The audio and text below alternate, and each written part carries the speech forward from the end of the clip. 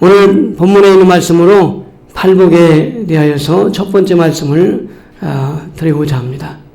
구약 성경은 말라기서로 끝나는데 이 말라기서의 제일 마지막 부분은 이렇게 끝납니다. 자녀들의 마음을 그들의 아비에게로 돌이키게 하리라. 돌이키지 아니하면 두렵건대 내가 다시 와서 저주로 땅을 칠까 두려워하라고 했습니다. 그런데 그 신약 성경에는 마태복음의 초도부터 팔복으로 시작하고 있습니다. 구약 성경의 마지막 부분은 저주로 끝났지만 신약 성경의 초도에서는 복으로 시작하는 것을 볼 수 있습니다. 여러분, 복을 싫어하는 사람이 어디 있겠습니까? 우리나라에도 오복이 있습니다. 그러나 성경은 팔복을 말씀해 주고 있습니다. 여러분, 여러분에게 하나님의 이 팔복이 임하기를 주의 이름으로 축원합니다. 여러분의 가정과 여러분 삶에 이 팔복이 임해서 하나님께 영광 돌리기를 축원합니다. 오늘 여기 팔복 듣기 전에 예수님께서 이 말씀하신 팔복은 복이 무엇인가? 헬라어로 마카리오라고 하는 말인데 복 있는 자는 마카리오스라는 말입니다. 심령이 가난한 자는 마카리오스, 애통하는 자는 마카리오스 있나니, 온유한 자는 마카리오스 있나니, 그런 말이죠. 이 마카리오스는 그죠? 천국이 그들의 것이며, 애통하는 자는 기쁨이 있나니 저희가 위로를 받을 것이며, 이런 말씀이죠. 온유한 자는 기쁨이 있나니 저희가 땅을 기업을 차지할 것이다 하는 말씀입니다. 의에 줄이고 목마른 자는 복이 있나니 기뻐하나니 저희가 배부름을 얻을 것이라. 이렇게 우리가 해석할 수 있습니다. 여기에서 마카리오스는 복인데 기뻐한다는 뜻이 있는 거예요. 그러니까 진정으로 하나님 앞에서 우리가 기쁨이 있는 사람은 복이 있는 사람이라는 거죠. 여러분, 저와 여러분이 하나님 앞에 나와서 기쁨이 있다는 것은 복받은 증거입니다. 하나님 앞에 와서 우리가 기쁨이 있다는 것은 이미 하나님의 복을 받은 거예요. 여러분, 우리는 하나님의 복을 받은 자로서 선한 영향을 끼치면서 정말 이 땅에서 복의 통로로 쓰임받으라 하는 것이 여기에 팔복의 주제라고 볼 수가 있습니다. 여러분, 이렇게 해야 복을 받고 저렇게 해야 복을 받는다라고 하는 그러한 것을 가르쳐 준 것이 아니라 하나님의 자녀된 천국 백성이 된 우리들이 어떻게 선한 영향력을 끼치며 하나님 앞에 복의 통로로 쓰임받을 수 있는가 하는 성화적 과정, 하나님 앞에 거룩해져가는 과정을 설명해 주고 있다고 볼 수 있습니다. 그러므로 여러분, 일복에서 팔복까지 가는 동안에 바로 점점 더 하나님을 닮아가는, 예수님을 닮아가는 거룩한 그리스도인으로서의 삶을 묘사하고 있는 것이다 라고 볼 수 있습니다. 여러분, 오늘 우리가 예수님의 말씀을 들을 때의 복입니다. 여러분, 마카리오스라는 말은 물질의 복이 아니고, 자녀가 잘 돼서 복이 아니고, 사업이 잘 돼서 복이 아니고, 영적인 복을 의미하고 있는 것이라는 거예요. 진정한 복은 외형적인 복이 아니라 내면적인 그러한 복이다 하는 것을 가르쳐주는 내용이 바로 오늘 본문에 있는 내용입니다. 잠언 4장 23절 말씀에 보니까 우로 지킬 만한 것보다 더욱 내 마음을 지키라. 생명의 근원이 이에서 남이라. 누가복음 12장 15절 말씀에 탐심을 물리치라. 사람의 생명이 그의 소유에 넉넉한 데 있지 아니하리라. 산상수훈의 전체적인 그러한 내용의 흐름은 내면적인 변화가 외면적인 변화를 가져온다 하는 거예요. 내면적인 그러한 변화가 돼야 겉의 변화도 찾아온다 하는 사실을 말씀해주고 있습니다. 여러분, 영혼이 잘됨같이 범사가 잘되고 강건하게 되기를 간구하노라 했던 요한 그 3서의 그 말씀처럼 우리의 영혼에 하나님 앞에 복이 임할 때 우리의 삶에 선한 영향력을 끼치는 복의 사람으로 정말 나타나게 된다는 사실을 말씀합니다. 여러분, 오늘 영적 축복받았습니다. 하나님의 자녀의 권세받았습니다. 하나님 나라의 기업받았습니다. 죄사함을 얻는 축복받았습니다. 하나님 앞에서 우리가 받은 그러한 복이 너무나 큽니다. 그러므로 우리가 이 영혼의 잘됨이 오늘 저와 여러분의 삶에 영향력을 미쳐서 이것이 삶에서 우리의 가정에서 우리의 생활에서 나타나는 복을 누리는 자가 다 되시기를 주의 이름으로 축원합니다. 오늘 여기 1절과 2절 말씀에 이렇게 말씀하고 있죠. 예수께서 우리를 보시고 산에 올라가 앉으시니 지자들이 나온지라. 이분이 여러 가르쳐 이르시되 주님이 발복을 선포하시는데 3절 말씀에 심령에 가난하다는 복이 있나니 천국이 그들의 것임이요 라고 말씀했습니다. 여기 첫 번째로 심령에 가난하다는 복이 있나니, 아까 말씀드린 것처럼 심령이 가난한 자는 마카리오스 기쁨이 있나니 그런 의미가 있는 것이죠. 심령이 가난하다는 것은 영적인 가난인 것을 말합니다. 영적인 가난. 그 영적인 가난이라는 건 뭐예요? 영적인 그러한 나는 영적으로 가난하다. 나는 가난하다는 사실을 인정하는 사람, 인식하는 사람은 참된 기쁨이 찾아온다 하는 뜻입니다. 가난하다는 말은 헬라어로 두 가지 의미인데 헤나스라는 가난이 있고 프로카스라고 하는 가난이 있는데, 헤나스는 약간 가난이지만 여유가 없는 가난. 그 가난도 그 종류가 있죠. 아주 가난하다 하는 그러한 가난이 있고 그냥 여유가 없어서 가난한 거예요. 여기서 가난은 프로카스, 아주 뭐가 찢어지도록 가난하다 그런 말이죠. 구걸해야 할 정도로 가난하다 그런 말입니다. 그러니까 이 프로카스는 찢어지게 가난한 거예요. 찢어지게. 아주 찢어지게 가난한 그런 상태를 말합니다. 이 가난은 육적인 가난을 의미하는 것이 아닙니다. 육적인 가난도 물론 포함될 수도 있겠지만 영적인 가난을 말하는 거예요. 영적으로 거지와 같이 찢어지게 가난한 마음을 가진 사람 복이 있나니 심령이 가난한 자는 복이 있다고 했잖아요. 여기 심령은 푸뉴마라고 하는 말이죠. 영이 가난하다는 거예요. 영이 가난한 사람이 복이 있다. 영적인 가난은 파스칼은 이렇게 말합니다. 하나님이 채워주기 전에는 내 영혼이 만족할 수 없다. 그렇게 표현했습니다. 하나님이 채워주지 않으면 내 영혼은 만족할 수 없어요. 나는 여전히 가난해요. 하나님 나를 채워주세요. 주님 나를 채워주세요. 주님이 나를 채워주지 않으면 나는 가난합니다. 하나님이 채울 수 있는 공간을 하나님이 채워야 되는데 하나님이 채우지 않으니까, 하나님으로 채우게 하지 않으니까 가난해 버린 거예요. 아멘. 가난해 버리니까 어떻게 돼요? 많은 사람들이 실망하고 낙심하고 좌절하고 정말 소망이 없이 살아가는 거예요. 많은 사람들이 소망 없이, 정처 없이 이리 방황하고 저리 방황하고, 물질이 나에게 힘인가? 나에게 정말 사람이 힘인가? 나에게 정말 내가 출세가 힘인가? 그렇게 생각했는데 올라갔다 툭툭 떨어지니까 이 마음이 공허함이 찾아와서 사람들이 낙심하고 절망에 빠져버리고 마는 것입니다. 불행한 그러한 현실 앞에 지금 많은 현대인들이 노출되어 있습니다. 심령이 가난한 사람은 이렇게 고백하는 겁니다. 나는 하나님밖에 소망이 없습니다. 나는 하나님밖에 도움이 없습니다. 나는 하나님밖에 구원이 없습니다. 나는 하나님을 가까이 하는 것밖에 희망이 없는 사람입니다. 하나님밖에 없어요. 주여 도와주시옵소서. 시편 18편 1절 말씀에 이렇게 고백합니다. 나의 믿으신 여호와여, 내가 주를 사랑하나이다.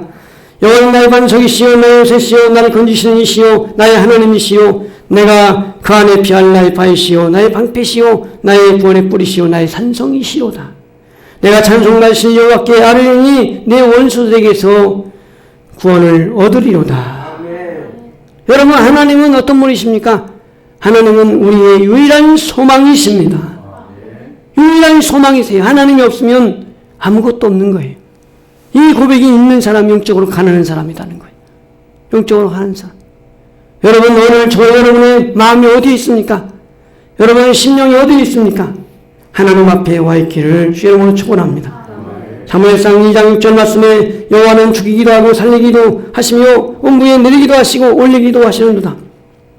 여호와는 가난하기도 하시며 부하기도 하시며 낮추기도 하시며 높이기도 하시는도다. 가난한 자를 진토에서 일으키시며 빈곤한 자를 거름더미 위에서 드사 귀족들과 함께 앉게 하시며 영광의 위를 차지하게 하시리로다. 땅의 기둥들은 여호와의 것이라 여호와께서 세계를 그 위에 세우셨도다. 여러분, 하나님은 죽이기도 하시고 살리기도 하시고 높이기도 하시고 낮추시기도 하시고, 이 말은 무슨 말이겠어요? 주권은 하나님에게 있습니다. 승리는 하나님께 있습니다. 부여는 하나님께 있습니다. 나의 삶의 소망은 하나님께 있습니다. 나의 승리는 하나님께 있습니다. 나의 높음은 하나님께 있습니다. 나의 영광도 하나님께 있습니다. 하나님께 있는 것밖에 없습니다. 이게 나의 소망입니다. 하나님 앞에 정말 찢어지게 가는 그러한 시편 기자의 고백을 보세요. 시편 33편 18절 말씀에 보니까 여호와는 그 경외하는 자, 그의 인자하심을 바라는 자를 살피사 그의 영혼을 사망에서 건지시며 그들을 굶주릴 때에 살리시는도다. 여러분, 하나님을 경외하는 자, 하나님의 인자를 바라는 자를 하나님이 살펴주시고 그 영혼을 건지시고 그를 기근 시에 굶주림에서 건지시는도다. 할렐루야. 여러분, 굶주려 볼 때 여러분 가난에 정말 경지를 알 수가 있는 거잖아요. 여러분, 가난합니다. 정말 가난합니다. 먹을 것이 없어요.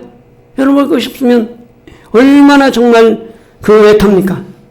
성경에 집 나간 탕자가 이제 돈도 허비했어요. 친구도 떠났어요. 얘는 처절하게 정말 기근이 찾아와가지고 먹을 걸 주지도 않고 얻을 수도 없어요. 어느 날 돼지 치는 데 가가지고는 뒤엄열매로 먹고 살리라고 거기서도 붙어 있는데 그 뒤엄열매조차도 먹을 수가 없는 이제 지경에 이르렀어요. 없어요. 그래서 그는 이렇게 고백합니다. 우리 집에는 풍족한 품꾼들이 얼마나 많은가.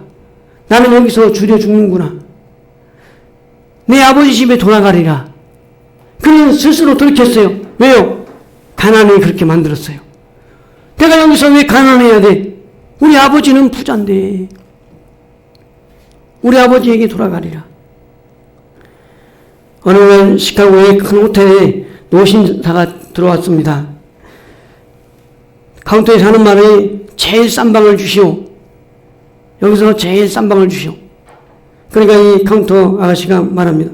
아니, 제일 싼 방을 찾는 사람은 당신밖에 없었습니다. 아니, 당신 아들은 늘 오면은 제일 비싼 방 주시오. 그래서 제일 비싼 방에서 자고 가는데 왜 당신은 제일 싼 방을 찾습니까? 이 록펠러에게 그렇게 말했습니다. 그 록펠러가 이렇게 말합니다. 내 아들은 부자 아버지가 있지만은 나에게는 그 같은 아버지가 없거든요. 이 록펠러가 의미 있는 말을 던진 거예요. 아들은 부자 아버지 있으니까 부자 아버지 믿고는 제일 비싼 방 주시오. 그렇게 하고 비싼 방에서 자고 가는데 이 록펠러는 제일 싼 방을 주시오.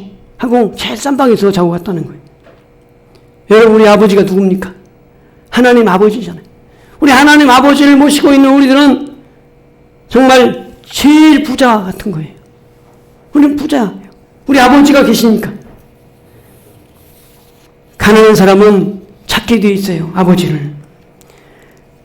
어느 교회 장로님 한 분이 미국 시애틀에 사는 자기 친구에게 친구가 돈도 많고 젊은 과학도인데 그에게 예수 믿으라고 자꾸 권합니다. 예수 믿으면 좋겠다 그러는데 안 믿는 거예요. 그래가지고 교회에서 그 목사님 설교 테이프를 갖다 매주마다 갖다가 보내줍니다.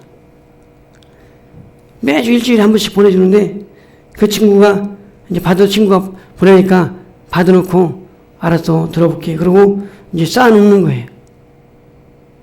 그 테이프에 쌓아놓고 듣지 않는 거예요. 그런데 어느 날 사업이 꽝 하고 망해버리고 자살 직전에까지 몰리게 되었습니다. 그런 중에 그는 이젠 큰일 났구나. 나 이제 못 살겠다. 괴롭다. 더 이상 정말 살 수 없다. 소망이 끊어졌을 때 그는 이거는 한번 들어볼까? 그리고 설교 테이프를 들으면서 은혜를 받았어요. 그렇게 예수님을 관심도 갖지 않고 믿지 않던 이 친구가 가난해지니까 이제는 예수님을 믿고 정말 복음으로 새 사람 되어버렸어요. 아멘. 그는 다시 소망을 가지고 사업을 재개해서 이전에 사업을 회복했다고 합니다. 여러분, 가난해 보지 않고는 여러분 그 깊은 그러한 어려움을 알 수가 없어요. 여러분, 가난하게 되니까 어떻게 돼요? 가난하게 되니까 찾는 거예요. 뭘 찾아요? 하나님을 찾아요. 심령이 가난한 자는 복이 있나니 천국이 그들의 것이니요. 아멘. 여러분, 심령이 가난하게 될 때 진정 주님의 복음을 깨닫게 되고 주님을 만나게 되는 줄로 믿습니다. 여러분, 영적인 가난한 마음으로 주님의 은혜를 사모해서 주님의 위로와 주님의 천국을 맛보시기를 축원합니다.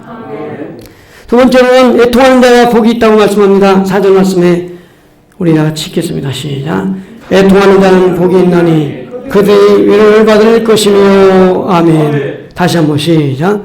애통하는 자는 복이 있나니 그들이 위로를 받을 것이며. 아멘.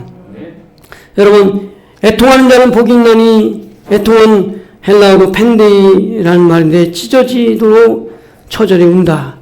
통곡한다는 말이에요. 통곡한다. 애통이라는 말은 눈물을 흘린다는 눈물에서가 아니라 통곡한다. 통곡하는 사람은 복이 있나니 그 말이에요. 통곡.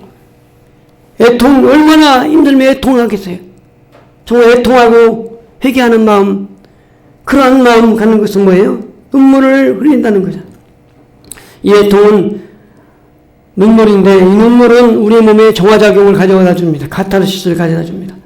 여러분, 울 때에 우리의 몸은 정화작용이 생겨서 우리의 마음이나 육체에 건강을 준다고 합니다. 그래서 많이 우는 사람은 건강하다는 거예요. 근데 많은 의학자들이 왜 여성들이 남성보다 오래 사느냐 하면 울기 때문이라는 거예요. 여러분, 오래 살고 싶은 남자들은 자주 울어야 됩니다. 예, 할렐루야. 여러분, 우는 사람이 복이 있다는 거예요. 성경에 나와 있잖아요. 여러분, 애통하는 자는 복이 있나니 그들이 위로를 받을 것이며. 왜요?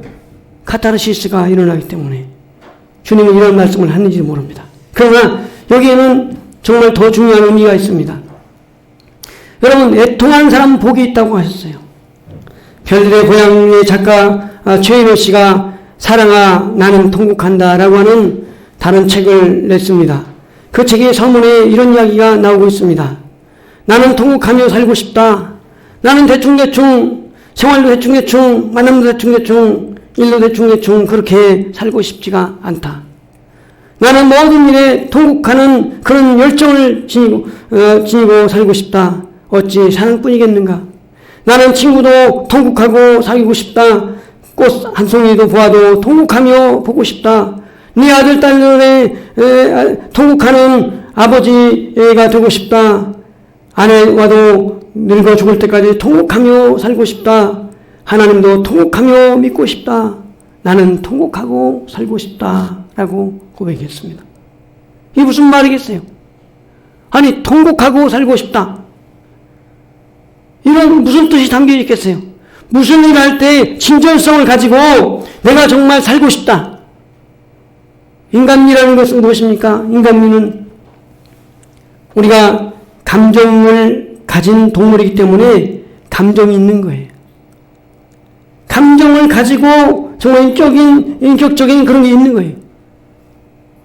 그럼 우리가 인간적이라는 것은 바로 그런 감정, 그런 눈물이 있어야 하는 거죠. 인간미가 없다는 것은 눈물이 없다는 거죠. 피도 눈물도 없는 사람 그러잖아요. 여러분, 어떤 사람이 위로를 받습니까? 주님 앞에 애통하는 사람, 진정으로 눈물을 흘리는 사람이 복이 있다는 거예요. 하나님 앞에서 말씀이죠. 그러면 하나님께서 위로해 주신다는 거죠. 위로의 하나님, 창조자 하나님이 위로해 주신다고 했어요. 시편 126편 5절 6절 말씀에 눈물을 흘리며 씨를 뿌리는 자는 기쁨으로 거두리로다. 울며 씨를 뿌려 나가는 자는 정녕 그 단을 가지고 돌아오리로다. 기쁨으로 그 단을 가지고 돌아오리로다. 여러분, 눈물을 흘리며 씨를 뿌리면 기쁨으로 단을 건다는 거예요. 돌아올 때는 기쁨으로 돌아온다는 거예요. 여러분, 우리가 정말 눈물을 흘리며 애통해하며 씨를 뿌려야 됩니다. 그러면 기쁨의 열매를 거두게 될 줄로 믿습니다. 왜 울어야 됩니까? 왜 애통해야 한다고 말합니까? 주님은 죄 때문에 애통해야 한다는 거예요. 오늘 우리가 하나님 앞에 죄를 지음으로 하나님 앞에 없어야 할 죄가 있음을 인해서 우리는 애통해야 한다는 거예요. 있어야 할 그 의가 없고 없어야 할 그러한 죄가 있음을 인해서 우리가 하나님 앞에 애통해야 합니다. 내 안에 없어야 할 죄가 가득한 걸 보고 하나님 앞에 우리가 애통해하며 회개하라는 거예요. 그래서 고린도후서 7장 10절 말씀에 하나님의 뜻대로 근심은 후회할 것이 없는 구원에 이르는 회개를 이루는 것이요 세상의 근심은 사망을 이루는 것이니라. 여러분, 세상의 근심은 여러분 스트레스와 정말 사망에 이르는 것이지만 하나님 앞에 근심은 구원에 이르는 회개인 줄로 믿습니다. 여러분, 그러니까 세상의 그 스트레스하고 오늘 우리 그리스도인의 눈물하고는 다른 거예요. 여러분, 세상 사람들이 스트레스 받아가지고 결과는 뭐예요? 사망으로 가는 거예요. 사망으로 성경에 이미 나와 있는데. 여러분, 누가 스트레스 받고 있습니까? 그러면 회개에 이르는 구원을 전해줘야 됩니다. 아멘. 여러분, 정말 사회 문제화되고 있지 않습니까? 여러분, 스트레스 받고 갈등으로 인해서 여러분 많은 사람들이 목숨을 끊고 있는 저는 이런 세상에 와 있는 것이 여러분 사회와 문제가 되고 있는 걸 볼 수 있어요. 왜요? 성경이 이미 나와 있어요. 하나님 앞에 애통하지 않아서 하나님 앞에 스트레스를 가지고 그 죄악을 가지고 애통해하며 회개하지 않아서 정말 많은 사람들이 절망의 구렁텅이로 빠져들어가고 절망에 이르는 그러한 병에 빠져들어가고 버리고 말고 있는 거예요. 요한복음 16장에 이렇게 말합니다. 그가 와서 죄에 대하여 의에 대하여 심판에 대하여 세상을 책망하시리라. 죄에 대하여 하면 그들이 나를 믿지 아니하며 라고 했어요. 무슨 죄가 있냐? 바로 믿지 않는 죄다 그 말이에요. 하나님을 믿지 아니하는 죄, 그 죄를 회개해야 한다는 거예요. 여러분이 하나님을 믿지 않고 여러분이 마음대로 내 생각대로 결정하고 판단했다면 우리가 회개해야 한다는 거죠. 여러분, 하나님 앞에 우리가 지었던 죄를 회개하고 눈물을 흘릴 때 이 사람은 하나님의 위로를 받는 사람이 됩니다. 아멘. 이걸 세상 사람이 말할 때 카타르시스라고 그래요. 여러분, 우리가 애통할 때 정말 육적으로는 카타르시스가 일어나지만은 영적으로는 하나님의 위로가 있는 거예요. 육적으로는 여러분 우리의 몸에 정화작용이 일어나지만은 하나님이 주시는 위로, 하나님께서 성령으로 위로해 주셔서 우리의 마음에 기쁨의 강이 흘러넘치게 하실 줄로 믿습니다. 하나님이 기도를 받으십니다. 성전에 올라가서 두 사람이 기도했습니다. 한 사람은 바리새인입니다. 내가 이것도 했고 저것도 했고 이렇게 살았고 저렇게 살았습니다 하고 기도했습니다. 하나님이 그 기도는 거절하셨습니다. 그러나 세리가 올라와서 고개도 들지 못하고 하나님, 저는 죄인입니다.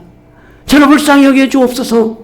그러면서 제대로 기도도 못하고 돌아갔지만 하나님은 그의 기도를 받으셨다고 말씀했습니다. 여러분, 무슨 차이겠습니까? 진정성의 문제인 거예요.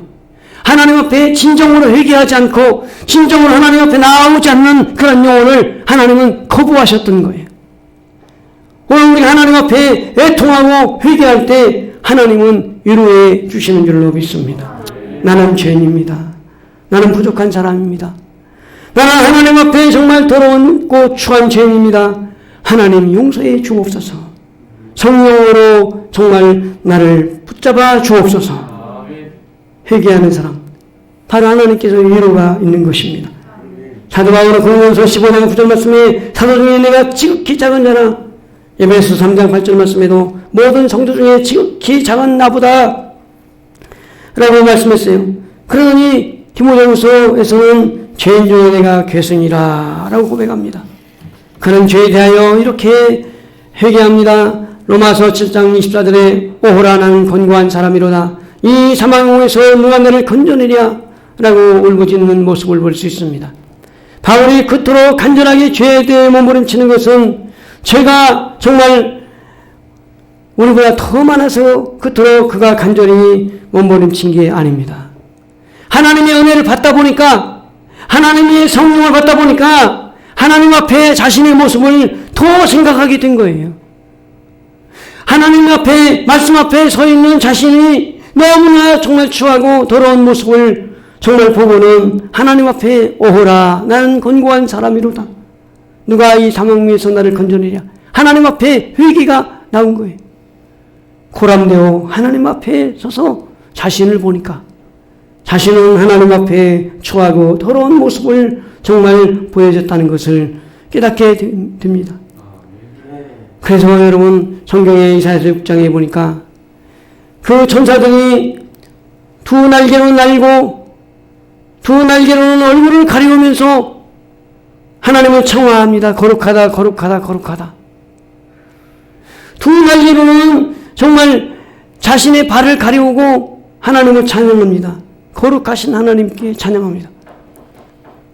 그런데 그때의 막 성전에서 엄청난 영광스러운 모습을 이사야가 보고는 오라 나는 죄인 중에 괴수인데 내가 하나님의 얼굴을 보았도다. 그러면서 자신을 정말 치면서 회개하자 하나님께서 천사를 통해서 시단 숯불을 갖다가 이사야 입에다가 탁 대는 꿈을 꾸게 하신 거예요. 너는 깨끗해졌다. 이제 너는 깨끗해졌으니까 안심하라. 하나님 앞에 회개하니까 주님이 너 깨끗해졌다 하시는 거예요. 내 지사함 받았느니라. 너 침상을 들고 집으로 가라. 여러분 오늘 우리가 하나님 앞에 회개할 때 하나님께서 용서의 위로를 주시는 줄로 믿습니다. 시편 31편 1절 말씀에 허물의 사함을 받고 그 죄를 가려움 받는 자는 복이 있다고 말씀했어요. 야고보서 4장 8절 말씀에 하나님께 가까이 하라. 그리하면 너희를 가까이 하시리라. 죄인들아 손을 깨끗이 하라. 두 마음을 품은 자들아 마음을 성결하게 하라. 슬퍼하며 애통하며 울지어다. 하나님 앞에 울라는 거예요. 하나님 앞에 울 때 하나님의 위로가 따라오는 줄로 믿습니다. 히스기야 왕이 다스릴 때 아수르 군대가 쳐들어왔습니다. 나라가 풍전등화의 위기에 처했습니다. 히스기야는 성전에 달려가서 하나님께 기도합니다. 하나님 용서해 주세요. 하나님 이 나라를 하나님이 건져주세요. 하나님 앞에 회개하면서 기도하자 하나님께서 선지자를 보내서 히스기야야 내 눈물과 내 기도를 들으노라 하시면서 그날 밤에 천사를 보내가지고 아수르 군대 18만 5천 명을 진멸시켜 주신 줄로 믿습니다. 할렐루야. 어느 목사님이 전에서 목회할 때 판자촌 부근에 살던 선생님인데 어려워서 판자촌에 삽니다. 그는 소위 인류대학을 나오고 사법고시를 여러 번 봤지만 낙방을 했답니다. 나중에는 어찌어찌 하다 보니까 초등학교 선생님이 되었습니다. 아이들 둘이 있는데 이 아이들 남매를 키우는데 잘 키워보겠다고 이 아이들을 아주 닥달합니다. 학교에서 시험을 보고 시험지 성적표를 가져오면 성적을 잘못 나오면 성적이 잘못 나오면 혼내는 거예요. 99점 나오면 99점 왜 맞았느냐 100점 맞지 하고 매질을 하는 거예요. 아이들이 새파랗게 질려서 벌벌 떱니다. 공부 잘할게요. 100점 맞아올게요. 아버지 100점 맞아올게요. 그런다는 거예요. 어느 아침에 아이들이 매질을 당하는 거예요. 부인이 이렇게 들으니까 설거지가 들으니까 남편이 아이들에게 혼나는데 나는 초등학교, 중학교 때, 고등학교 때, 대학교 때 맨 1등을 했다. 너 이 성적표가 이 성적이 뭐냐 이게. 네 엄마는 이화이어대 나왔는데 성적이 엉터리더라. 너는 너 그게 닮은 거지? 그래서 그러면서 막 때리는 거예요.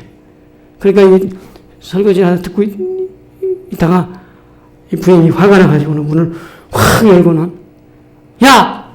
너 100점 맞고 1등을 해서 고장 네 신세가 이게 뭐냐? 네가 한 게 뭐냐? 그런 문을 확 닫고 나가버렸습니다.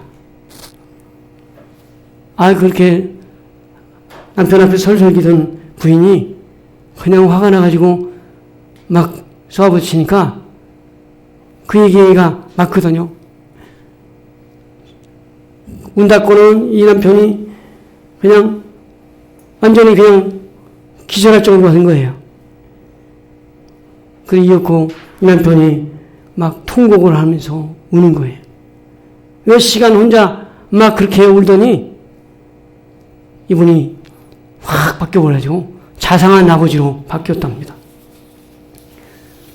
아이들은 이제 살았다 하고 어머니가 구세주라고 기뻐했다고 합니다.